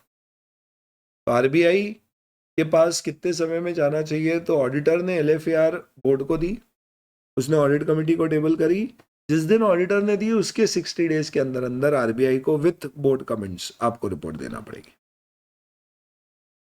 इसके बाद में एसएलआर की रिक्वायरमेंट है जिसके ऊपर एमसीक्यू बन सकता है। सेंट्रल स्टैट्यूटरी ऑडिटर को 12 महीने की एक एक तारीख, तो 12 तारीख, ये सारी तारीख अलग अलग वीकडेज लिए जाएंगे इंक्लूडिंग संडेज। तो अलग अलग डेज लिए जाएंगे पर फ्राइडे नहीं लेंगे। क्यों? क्या वो छोड़ो, फ्राइडे छोड़ के 6 डेज हो गए आपके, तो हर दिन 2-2 बार लोगे। ये सेंट्रल ऑडिटर इन्फॉर्म करेगा सारे ब्रांच ऑडिटर को, और उस दिन का न्यूमरेटर और डिनोमिनेटर। न्यूमरेटर में क्या आता है? Cash, investment in approved security. Denominator में क्या आएगा? Demand term liability. उसके बैलेंसेस वेरीफाई करेंगे और देखेंगे जो आरबीआई को रिपोर्ट की वो सही है या नहीं है। अगर वो है तो हम मान लेंगे कि भैया रिपोर्टिंग सही हुई है, और देख लेंगे एसएलआर रिक्वायरमेंट परसेंट मीट हो रहा है। इसमें ध्यान रखना है कि जो डिनोमिनेटर है डिमांड टर्म लायबिलिटी का, उसमें इन चीजों को शामिल नहीं करना है। बड़ा ही इंपॉर्टेंट डिस्कशन है। ऑब्वियस सी बात है, पेड अप शेयर कैपिटल तो कैपिटल है आपकी, लायबिलिटी नहीं है। डिमांड या टर्म तो वो नहीं है। रिकवरी मैं समझा नहीं रहा हूं, अभी ये नहीं समझा रहा। डिमांड टर्म लायबिलिटी में एफडी आती है, सेविंग बैंक का बैलेंस आएगा, करंट बैंक का बैलेंस। सिर्फ प्रोविजंस देख रहे हैं अपन, जो याद रखने। कोई बैड डेट की रिकवरी हुई है जिसको अभी अप्रोप्रिएट करना बाकी है, तो आपने क्रेडिट बैलेंस रख रखा है, वो डिमांड टर्म लायबिलिटी नहीं, क्योंकि पैसा लौटाना ही नहीं है। इसी तरह से कोई आपकी एलसीज वगैरह के अगेंस्ट में पैसा आ गया है, पर क्या है अभी एक्सचेंज रेट फाइनल होना बाकी है, तो सस्पेंस अकाउंट में पड़ा हुआ है, तो ये लायबिलिटी है नहीं, क्योंकि वापस लौटाना ही नहीं है, भले ही लायबिलिटी में दिख रहा है। ऐसे ही कोई अनएडजस्टेड बैलेंसेस है, आपने लेट्स से फॉर एग्जांपल पैसा दे दिया क्लाइंट को, लेकिन उससे डिमांड ड्राफ्ट का पैसा आया था, उसको लौटा भी दिया अपन, पर वो एक ब्रांच में आया था, लौटाया, दूसरे ने रिकंसिलिएशन इशू पेंडिंग है, तो ठीक है, पैसा वापस देना नहीं है, ये डिमांड टर्म लायबिलिटी नहीं है। और margin held and kept in Sunday deposits, कोई मार्जिन मनी आपने कहीं डिपॉजिट कर रखा है तो वो नहीं। लेकिन ध्यान रखना कि इन सबको आपको डिमांड और टर्म लायबिलिटी में शामिल करना पड़ेगा। IPTA, inter branch transaction account का जो नेट क्रेडिट बैलेंस है, सब नेट ऑफ करने के बाद, ये कब आएगा? समझो मैं गया, मैंने इंदौर ब्रांच में 50,000 रुपए दिए और डीडी बनवा लिया, मैंने आपको भेजा, पर आपने 31 मार्च तक इनकैश नहीं किया, तो इंदौर ब्रांच ने एंट्री क्या करी? Cash account debit to other branch. उसे नहीं पता ये डीडी किस ब्रांच से इनकैश होगा। आप इनकैश करा लेते तो आप एंट्री क्या कर देते? आप इनकैश कराते तो जो दूसरी ब्रांच से आपने इनकैश कराया मेरी बैंक की, वो एंट्री कर देता टू कैश और डेबिट कर देता सम ब्रांच, और एचओ दोनों को नेट ऑफ कर देता, पर वो हुआ नहीं है, तो ये 50,000 रुपये अभी कंपनी को देना है, तो ये तो आपकी लायबिलिटी है, तो ये आएगा। सेकेंड, अगर आपने पैसा बाहर से बोरो किया है तो ये भी लायबिलिटी मानी जाएगी, और नोस्ट्रो अकाउंट के रिकंसिलिएशंस भी लायबिलिटी मानी जाएगी। इसके ऊपर एमसीक्यू आरटीपी एमटीपी में देखने को मिलेगा। तो ये सब डिमांड टर्म लायबिलिटीज के पॉइंट में शामिल होंगे, ठीक है। इसके अलावा जब आप ऑडिट करते हैं तो आपको अर्ली मोर्टालिटी एडवांसेस देखना होते हैं, जो इशू करने के साल भर के अंदर अंदर ही एनपीए हो गए। NPA with in 12 months of it sanction. इसका मतलब आपका क्रेडिट अप्रेजल स्ट्रांग नहीं है, तो ये आपको चेक करना है। ये देखो आपके मॉक टेस्ट पेपर में इसके ऊपर क्वेश्चन आया है, एक बार कवर कर लेते, आ जाओ। जो इंस्टीट्यूट की मॉक टेस्ट सीरीज में मॉक टेस्ट पेपर बना है, अच्छा क्वेश्चन है, एक बार क्विकली बता देता हूं मैं। सुभद्रा स्टार्ट ऑडिट कर रहा है, हालांकि बैंक ऑडिट पे पिछली बार इंटीग्रेटेड एमसीक्यू आया था, तो शायद अब ना आए। इसके डिपॉजिट है 450 और एडवांसेस है 300 करोड़ के। फाइनेंशियल स्टेटमेंट 23 के ऑडिट प्रोसीजर में उसने एडवांसेस ब्रांचेस के रिव्यू किए तो 2 कैश क्रेडिट अकाउंट दिखे। तो ये अब एनपीए से रिलेटेड है, तो अभी अपना डिस्कस करना बाकी है। अभी जो अपन ने डिस्कस किया है वो वाला पॉइंट अगर आपको रिव्यू करना है तो वो अर्ली मोर्टालिटी अकाउंट है, ये वाला देखो 4th पॉइंट। एलएफआर में उसने देखा कुछ एडवांसेस नॉन परफॉर्मिंग बहुत जल्दी हो गए। ये 4 खातों को इतने रुपए का लोन दिया, इस तरह सैंक्शन हुए और रिन्यूअल नहीं हुआ एक्सेप्ट एक का। ये सब एनपी हो गए। आपका फाइनेंशियल ईयर है 22-23। तो जितने, अब 4th पॉइंट से रिलेटेड क्वेश्चन क्या पूछा है, quick mortality cases to be reported in LFR by statutory branch auditor with reference to particulars of para 4। तो कितने एक साल के अंदर अंदर एनपी हो गए? ये 22-23 में इशू हुआ, उसी साल में एनपी हो गया, ये तीनों।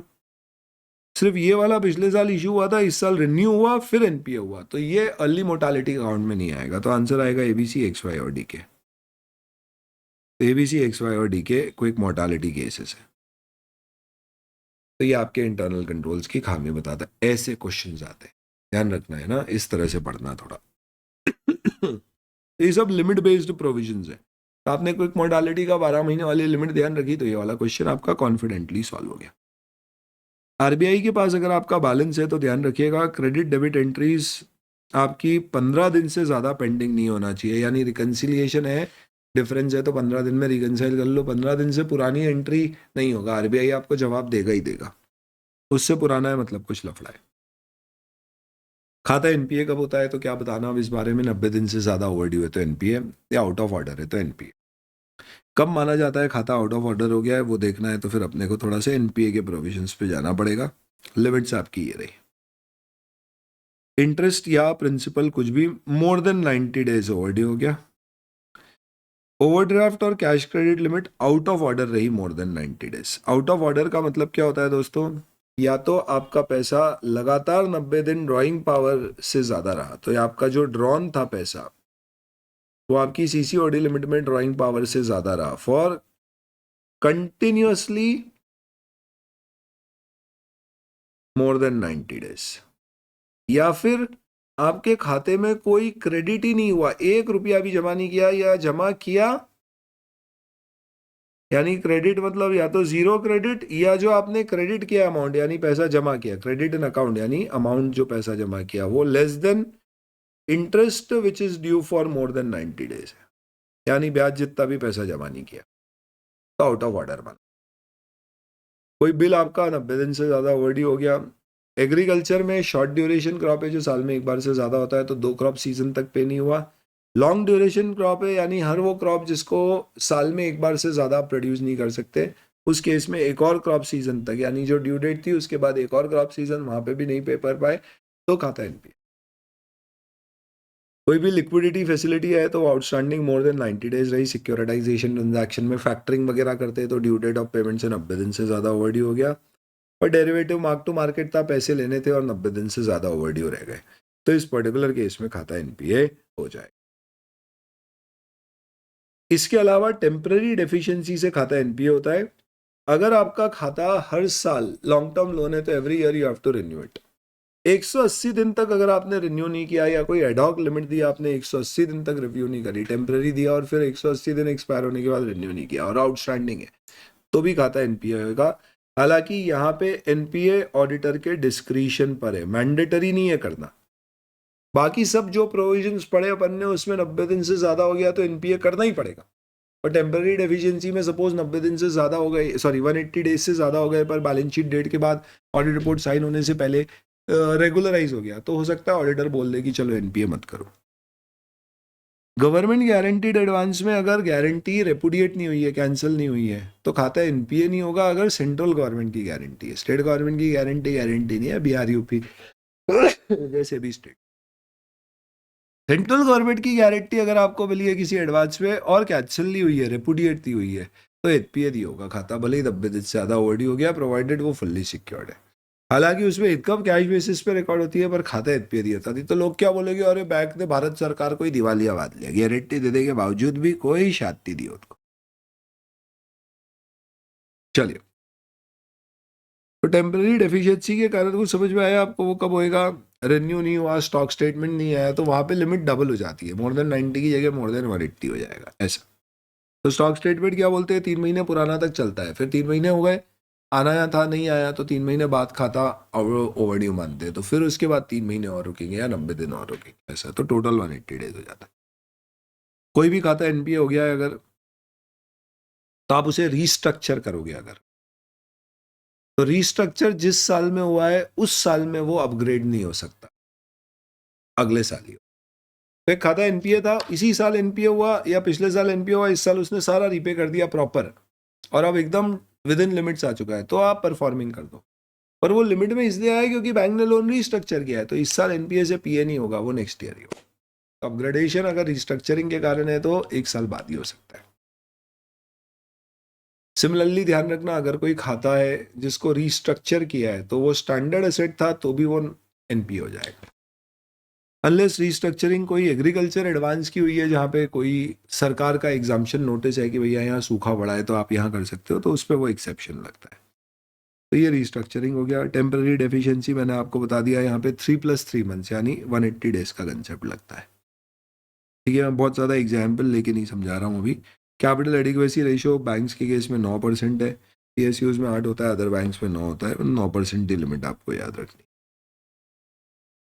चलिए, डिपॉजिट्स, करंट और सेविंग अकाउंट कॉमन डिपॉजिट है। टर्म डिपॉजिट किसे माना जाता है, जो रीपेबल होते हैं 7 दिन से लेके 1 साल 5 साल, यानी FDs bank normally minimum 7 days की करती है, उससे कम की नहीं करती। आप चलिए, फॉरेन करेंसी वाले डिपॉजिट्स के केस में आप 360 days in a year assume कर सकते हो, 365 की डेज की जगह, और उस हिसाब से ब्याज बुक कर सकते हो।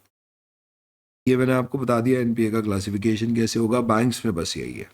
तो चलो इसके बेसिस पे एक एमसीक्यू ट्राई करते हैं, अपन इतनी पढ़ाई कर रहे हैं तो देखते हैं एमसीक्यू पूरा हो भी रहा है कि नहीं। बैंक अपन ने पूरा ही कवर करा, चलो आओ। बड़ा क्वेश्चन है, थोड़ा फटाफट पढ़। पहला पॉइंट, 2 कैश क्रेडिट अकाउंट है, KT fab PM decor, sanction limit है, सिक्योरिटी है, कोलैटरल है, नेटवर्थ है, गारंटर है। केटी फैब की जानकारी है, दिसंबर जनवरी फरवरी मार्च, आप देखो हर साल इसका आउटस्टैंडिंग बैलेंस क्या है, ड्राइंग पावर से ज़्यादा है। तो ये 9.5 करोड़ बिगिनिंग ऑफ 31 दिसंबर से 31 मार्च, यानी मोर देन 90 डेज हो गए। 31 दिसंबर का एक दिन, जनवरी, फरवरी और मार्च, तो 91 डेज से ये कॉन्स्टेंटली क्या है, ओवरड्रॉन है। तो ये आपका खाता एनपीए हो जाएगा, out of order for more than 90 days. PM decor का देखो ये ज़्यादा था, पर ये विद इन लिमिट्स है, ये भी विद इन लिमिट, ये बराबर है। ब्रांच ने दोनों को स्टैंडर्ड किया है, गलत है। पीएम डेकोर चलेगा स्टैंडर्ड, केटी फैब एनपीए। तो पार्ट 1 केस सिनेरियो में पूछा है क्या सही होगा, ब्रांच का सही नहीं है, दोनों एनपीए नहीं, सही नहीं है केटी फैब स्टैंडर्ड नहीं, सही नहीं है KT fab NPA borrower PM decor standard, ये सही। पहले से टिक लगे, चलो ठीक है, वो मैंने क्लास में कराया हुआ तो बता दिया ऐसा। नेक्स्ट, सेकंड पॉइंट पर आते।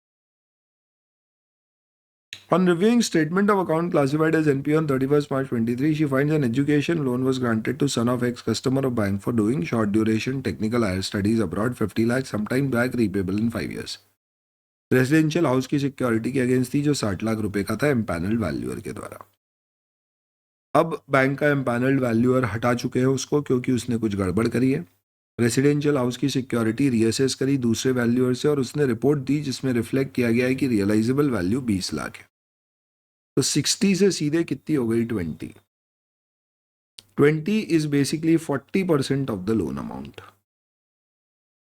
इंस्टॉलमेंट ओवरड्यू 110 दिन के लिए हो गई है, तो खाता एनपीए हो गया है। पिछले साल तक ये खाता क्या क्लासिफाइड था दोस्तों, इट वाज क्लासिफाइड पीए। आप बताइए करंट ईयर में क्या होगा। तो नॉर्मली फर्स्ट ईयर में खाता क्या होता है बेटा, अगर एनपीए होता है तो first year NPA is substandard, पर इस केस में क्या हो जाएगा वो बताओ, it will becomes a doubtful. क्यों? क्योंकि सिक्योरिटी की वैल्यू इज लेस देन 50%। जो मैं बताया था ना एनबीएफसी में कि दोनों जगह लेस देन 50% हो गई तो सीधे डाउटफुल बन जाता, और लेस देन 90% हो जाती तो सीधे लॉस बन जाता। तो सेकेंड में आपका आंसर क्या होएगा कि इसको सीधे क्या क्लासिफाई कर दूं, डाउटफुल। थर्ड पे आ जाइए। While verifying deposit of branch, she noticed inoperative account for less than 10 years are to the tune of 5 crore reflected in balance sheet of the branch. She plans to focus her audit procedures on this segment too. One of our team members suggested following audit procedure in this regard. अभी audit procedure related MCQ है. Verifying whether there exists a system of informing customer on account of turning inoperative. सही है. Identification of cases where there is significant reduction in balances as compared to last year. ठीक है. Testing debits in inoperative account. सही है. Verifying auto activation of inoperative account, ये क्यों check करेंगे? क्योंकि अगर कोई ऑटो एक्टिवेट होकर इनऑपरेटिव से ऑपरेटिव हो गया है तो वो तो अभी इनऑपरेटिव की लिस्ट में आ ही नहीं रहा होगा ना, तो वो चीज़ अपन यहाँ पे इनऑपरेटिव से चेक नहीं कर पाएंगे। तो शुरू के 3 ठीक है, कॉमन सेंस लॉजिक के ऊपर बेस्ड पॉइंट है और कुछ नहीं। तो पैरा 3 में इनमें बोला गया आप क्या क्या चेक करोगे। सही वाला आंसर पढ़ देता हूँ आपको। कस्टमर को इन्फॉर्म करना, रिडक्शन चेक करना और डेबिट्स इनऑपरेटिव में चेक करना। ऑटोमेटिक अपडेशन चेक करने की जरूरत नहीं है। फोर्थ अपन ने देख लिया, फिफ्थ देख लिया। ये भी ऑडिट प्रोसीजर बेस्ड है। इनवर्ड आउटवर्ड बिल कलेक्शन के लिए गए।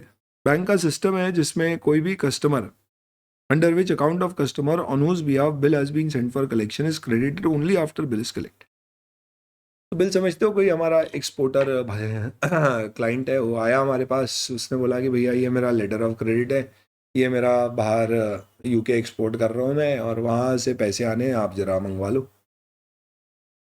तो वो बिल उनको भेजेंगे, जब पैसे आएंगे तभी मैं उसके खाते में जमा करूँगा। ये मेरा ऐसा नियम है, सही भी है। जब एक्चुअली कलेक्ट हो जाएगा ड्रॉई इधर बाय द बैंक इटसेल्फ और थ्रू एजेंट, ठीक है। One of our team member has jotted following audit procedure for inland outward bills sent for collection. जो इंडिया से मुझे बिल्स मिले जो मैं बाहर बेच रहा हूँ आउट ऑफ इंडिया पर, वहां से कलेक्ट कर रहा हूँ। Verification of outward bills for collection as on closing date.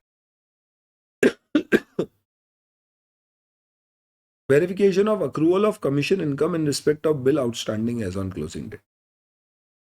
Verification of accrual of charges on account of customer on whose behalf bill was sent for recovery, bill is returned unpaid. एक चीज समझना दोस्तों, क्योंकि आप पैसा कब दोगे customer को, जब पैसा आ जाएगा। तो जो आपका बिल्स कलेक्शन का रेवेन्यू है वो कब रिकॉर्ड होगा? ऑब्वियस सी बात है, when amount will be received. यानी अगर कोई ईयर एंड पर बिल पेंडिंग टू रिकवर है तो उस पर मैं अभी कमीशन इनकम थोड़ी ना बुक करूंगा। मैं बिल डिस्काउंटिंग करता तो मैं टाइम पीरियड बेसिस पे करता, ऐसा। और अगर कोई बिल अनपेड रिटर्न हो गया तो भी मैं क्या करूं, मैंने तो पूरी मेहनत की, मैं उसका कमीशन लूं। तो ये वाले केस में मुझे क्या करना है, चेक करना है कि मेरा कमीशन आया या नहीं आया। तो प्रोसीजर पूछे क्या करना है, कौन सा प्रोसीजर रेलेवेंट होगा। Verify bills for collection on closing date. क्या करना तुमको, जो बिल्स कलेक्शन के लिए गए तुमने पैसा दिया नहीं है, तुम्हारी कोई कंटिजेंट लायबिलिटी है नहीं, पैसा रिकवर करना नहीं है, इनकम बुक करना नहीं है, क्यों चेक करोगे। Bills for collection on closing date and accrual of commission नहीं। अक्रूवल ऑफ चार्जेस और कस्टमर जो बिल रिकवरी के लिए गए और रिटर्न अनपेड, सही। अक्रूवल जो आउटस्टैंडिंग, इस पे कमीशन मिलेगी नहीं दोस्त तुमको जब तक वो रिकवर नहीं होगा या रिटर्न नहीं आएगा, क्योंकि ये कंप्लीटेड कॉन्ट्रैक्ट मेथड वाला रेवेन्यू रिकॉग्निशन होगा। जब काम पूरा होगा तब रेवेन्यू। चलिए, तो ये का बैंक का भी रिवीजन हो गया। अब आ जाते हैं अपन इंश्योरेंस कंपनीज में। इंश्योरेंस कंपनीज में लिमिट्स कहाँ कहाँ पर दी हुई है। सबसे इंपॉर्टेंट सेक्शन 64 बीबी जो बोलता है जब तक प्रीमियम रिसीव नहीं हो तब तक आप कोई भी रिस्क अंडरराइट नहीं करोगे, पहला। दूसरा, minimum paid up capital requirement Indian insurance company की 100 करोड़ की है। खर्चे काटने के बाद जो बिजनेस शुरू करने के लगते हैं इंपॉर्टेंट। प्लस इन्हें मिनिमम 150% सॉल्वेंसी रेशियो मेंटेन करना है। इसका मतलब कि इनकी total assets more than liability कम से कम 50% of the net own funds requirement, यानी 100 करोड़ का 50% होना चाहिए। ये मिनिमम रिक्वायरमेंट है solvency margin. 49% paid up capital equity share by foreign investor including portfolio investor 49% से ज्यादा ना। ये रिक्वायरमेंट है। Schedule A life insurance company का है, बी जनरल इंश्योरेंस और C audit report of all insurance company. इन्हें बैलेंस शीट, P&L, रिसिप्ट्स और पेमेंट और रेवेन्यू अकाउंट बनाना होता है। सब ठीक है। ऑडिटर का अपॉइंटमेंट अगर GIC या उसकी सब्सिडरी है यानी सरकारी इंश्योरेंस कंपनी है उसमें C&AG करता है। बाकी सबका अदर देन सरकारी का कौन करेगा? AGM में। ध्यान रखना, एक ऑडिटर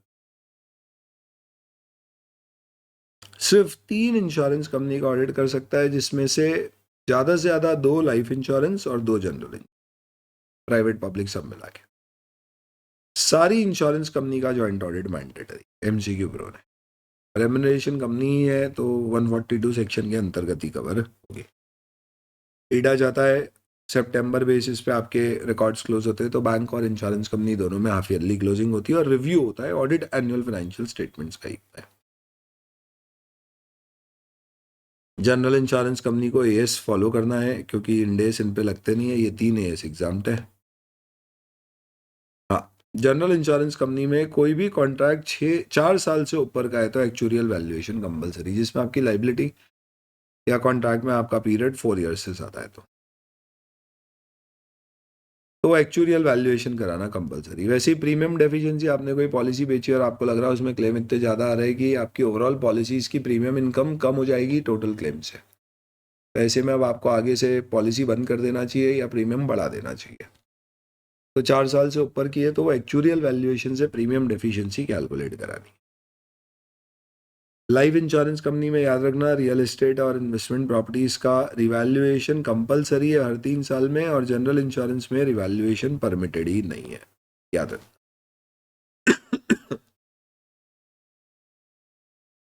किन सिक्योरिटीज को नॉट एक्टिवली ट्रेडेड माना जाता है जिसमें 10,000 से ज्यादा यूनिट्स किसी भी ट्रेडिंग सेशन में ट्रेड नहीं हुए हैं पिछले 1 साल में? लाइफ इंश्योरेंस कंपनी के केस में आपको कोई भी क्लेम 6 महीने से ज्यादा अगर अनपेड है तो आपको बताना है। जनरल इंश्योरेंस में भी बताना है, हालांकि जनरल इंश्योरेंस कंपनी के केस में एक 30 डेज का पीरियड होता है जिसके अंतर्गत आपको क्लेम्स पे करना होते हैं। जनरल लाइफ इंश्योरेंस कंपनी में थाउजेंड्स में राउंडिंग ऑफ करना मैंडेटरी है, जैसे आप देखते हो कंपनीज एक्ट में केस इंडेस में हंड्रेड्स में राउंडिंग ऑफ करना मैंडेटरी है। जनरल इंश्योरेंस कंपनी में थाउजेंड्स है मिनिमम राउंडिंग ऑफ का प्रोविजन।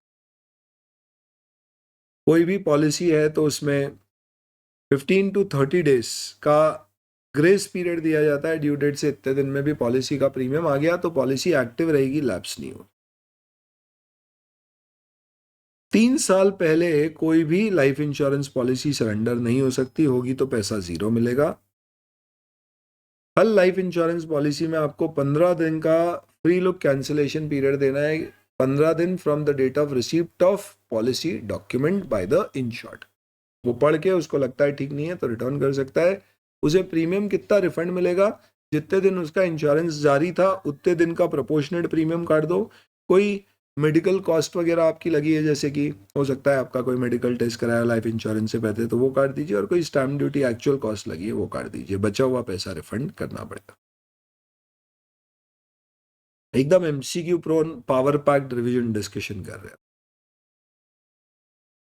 चलिए, इंश्योरेंस कंपनीज के केस में KYC डॉक्यूमेंट और डिस्क्रिपेंसी 15 दिन के अंदर अंदर आपको बतानी है, यानी क्लेम सबमिट होने के, ये क्लेम से रिलेटेड है। कोई भी गड़बड़ है विदिन 15 डेज आप कम्युनिकेट कर दो, नहीं तो 30 दिन के अंदर क्लेम क्या करना है।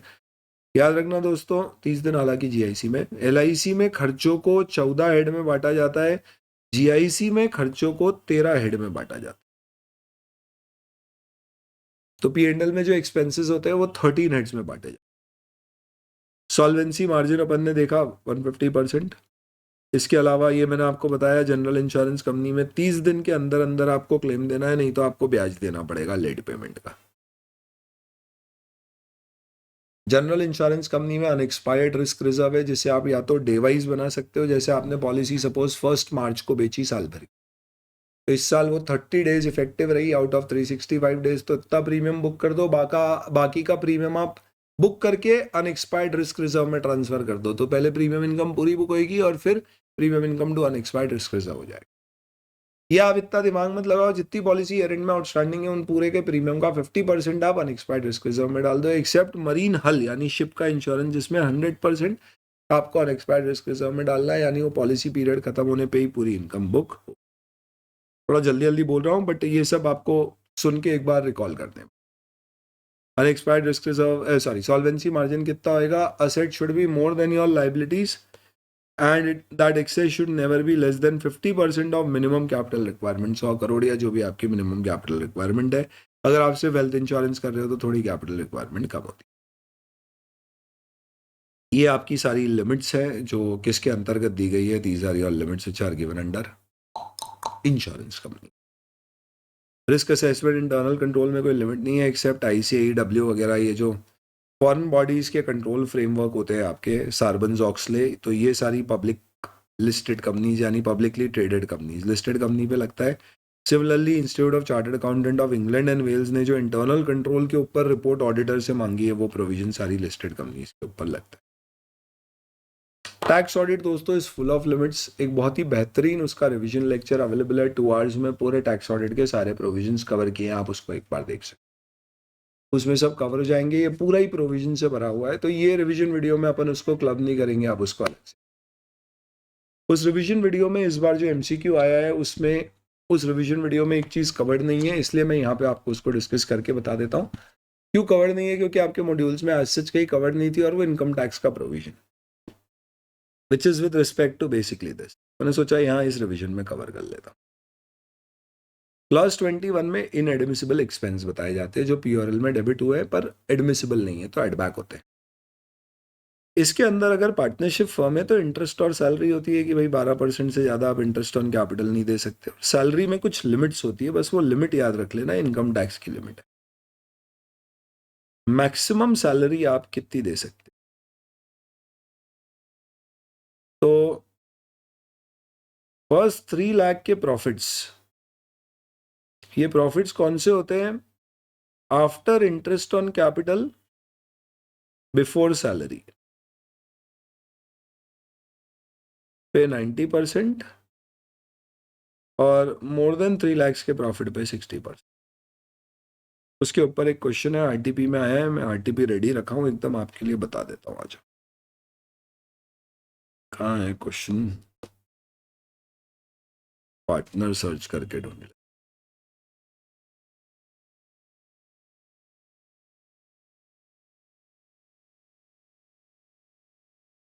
ये रहा।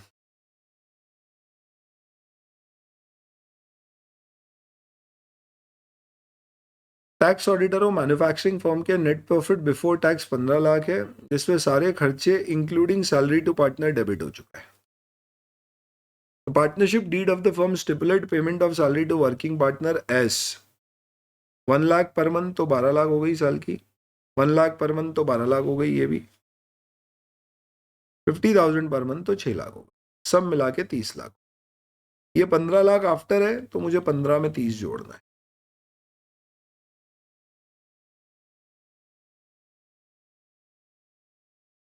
तो 45 लाख है, तो 45 में लिमिट क्या है? फर्स्ट 3 लाख पे 90% है, 2.70, बचा 42 लाख पे 60%, 25.20, सब मिला के मैं टोटल 27.90 सैलरी बांट सकता हूं। मैंने बांटी कितनी है? 30 लाख, तो कितनी ज्यादा बढ़ गई? 2.10। तो आपकी रिपोर्टिंग ड्यूटी 3CD में क्लॉज 21 में आप रिपोर्ट करोगे कि 2.10 क्या है आपका इनएडमिसिबल है, वो आपको रिपोर्ट कर। तो ये एक प्रोविजन थोड़ा सा ध्यान रखना, और रिविजन में स्पेसिफिकली इनकम टैक्स का प्रोविजन कवर्ड नहीं है, क्लॉज पूरा कवर्ड है। इसके लिए मैंने रेफरेंस भी दे रखा, अच्छा यहाँ दिया हुआ है क्वेश्चन नंबर, ठीक है। That's about it. तो ये मैंने कौन से चैप्टर्स के आपके एमसीक्यू प्रोन डिस्कशन कर लिए, दिस इज बेसिकली ये सारे चैप्टर्स इसमें कवर हो गए एक्सेप्ट टैक्स ऑडिट जो मैंने बता दिया कैसे करना है। तो ये एक पार्ट हो गया। स्टैंडर्ड्स का भी मैं आपको यहीं पर हाथों हाथ ही बता देता हूँ। स्टैंडर्ड्स में क्योंकि एसेज में एज सच कहीं पर लिमिट्स आती ही नहीं है, तो इसके लिए वो डिस्कशन अपने आप में बहुत ही सिंपल है। स्टैंडर्ड में सिर्फ एक कंडीशन होती है, कुछ स्टैंडर्ड के कुछ प्रोविजन सिर्फ लिस्टेड कंपनी पे लगते हैं, इसके अलावा स्टैंडर्ड में कोई लिमिट नहीं है। वो मैं बता देता हूँ फटाफट, आपके एसेज का भी खत्म हो जाएगा। तो फिर सिर्फ क्या बचेगा, एथिक्स, कंपनी ऑडिट, कारो audit committee, corporate governance. SQC 1 में एक प्रोविजन है कि अगर आप लिस्टेड कंपनी का ऑडिट कर रहे हो तो सीए फर्म है तो आप कंपनीज एक्ट के अनुसार 5 AGM की 2 टर्म ले सकते हो। उसमें जो आपका एंगेजमेंट पार्टनर है, जो मुखिया है उस ऑडिट का, उसे आपको 7 साल बाद बदलना अनिवार्य है। फर्म चेंज नहीं करना है, फर्म में जो पार्टनर को जिम्मेदारी दी है उसको 7 साल में बदलना अनिवार्य है। और engagement quality control review mandatory है, यानी लिस्टेड कंपनी में अगर आप ऑडिटर हो अपॉइंटेड, तो आपका ऑडिट रिपोर्ट देने से पहले अपनी फर्म के किसी दूसरे व्यक्ति को या बाहर के किसी सीए को जो क्वालिफाइड एक्सपीरियंस समझदार है उससे अपने ऑडिट का रिव्यू कराओ, डॉक्यूमेंट करवाओ उसका रिव्यू, और फिर उसके बाद रिपोर्ट इशू करो। ऐसे 260 में लिस्टेड कंपनी के ऑडिटर को TCWG यानी ऑडिट कमेटी नॉर्मली को एक डिक्लेरेशन ऑफ इंडिपेंडेंस देना पड़ता है, जिसमें बताना पड़ता है कि वो उसकी नेटवर्क फॉर्म्स इंडिपेंडेंट रही है, क्या फीस अलग अलग एश्योरेंस नॉन एश्योरेंस सर्विसेज के लिए चार्ज की है, कोई थ्रेट थी क्या इंडिपेंडेंस की, थी तो कैसे दूर किया। की ऑडिट मैटर की जो रिपोर्टिंग होती है, ये रिपोर्टिंग की ऑडिट मैटर की लिस्टेड कंपनी में ये पैराग्राफ देना अनिवार्य है। अगर आपका वहां कोई की ऑडिट मैटर नहीं है तो लिखना पड़ेगा कि ऑडिट मैटर पैराग्राफ हम लोग की audit matters to be report, पर लिस्टेड कंपनी में ही अनिवार्य है, बाकी किसी में अनिवार्य।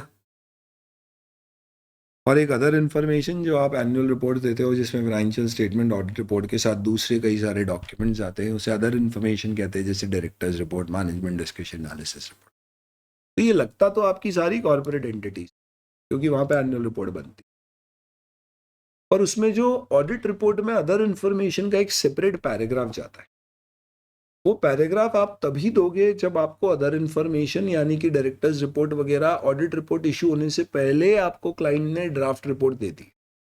हो सकता है क्लाइंट बोले भैया ऑडिट रिपोर्ट बनने के बाद डायरेक्टर रिपोर्ट बनेगी, मैं तभी दूंगा, अभी नहीं दूंगा। तो उस केस में अदर इन्फॉर्मेशन का ऑडिट रिपोर्ट में जो पैराग्राफ आता है वो आपको देने की जरूरत नहीं है, अनलेस आप लिस्टेड कंपनी का ऑडिट कर रहे हो। उस केस में आपको भले ही मैनेजमेंट ने डायरेक्टर्स रिपोर्ट नहीं दी ऑडिट रिपोर्ट इशू करने से पहले, इसलिए अदर इन्फॉर्मेशन आपके पास है नहीं, एनुअल रिपोर्ट है नहीं अवेलेबल, तो आप क्या रिपोर्ट करोगे, फिर भी आपको अदर इन्फॉर्मेशन पैरा देना होगा लिस्टेड कंपनी में, और लिखना पड़ेगा we expect to obtain other information in future. तो देखो सभी एंटिटी पे ऐसे 720 लगेगा, पर अलग से जो पैरा रिपोर्ट करने का है वो सिर्फ कॉर्पोरेट पे लगेगा, जिसमें लिस्टेड कंपनी में at the date of audit report आपको ऑब्टेन कर लिए या नहीं किए, दोनों केस में पैरा देना है। अदर देन लिस्टेड कंपनीज के केस में अगर आपको अदर इन्फॉर्मेशन मिली है कुछ भी या पूरी, तो ही आप वो पैरा दोगे, नहीं तो वो पैरा नहीं दो। पूरे एसेज में बस यही प्रोविजन है जो लिस्टेड कंपनी स्पेसिफिक। इसके साथ हमारा MCQ प्रोन रिवीजन हो जाता है दोस्तों इन सारे चैप्टर्स का। आप लोगों के कमेंट्स और लाइक का इंतजार है, उसके बाद फिर अपन डिसाइड करेंगे कि बचे हुए चैप्टर्स का ऐसा रिवीजन यूजफुल है या नहीं है तो फिर कोई और रिवीजन निकालेंगे, वो शेयर करेंगे। Thank you, all the best.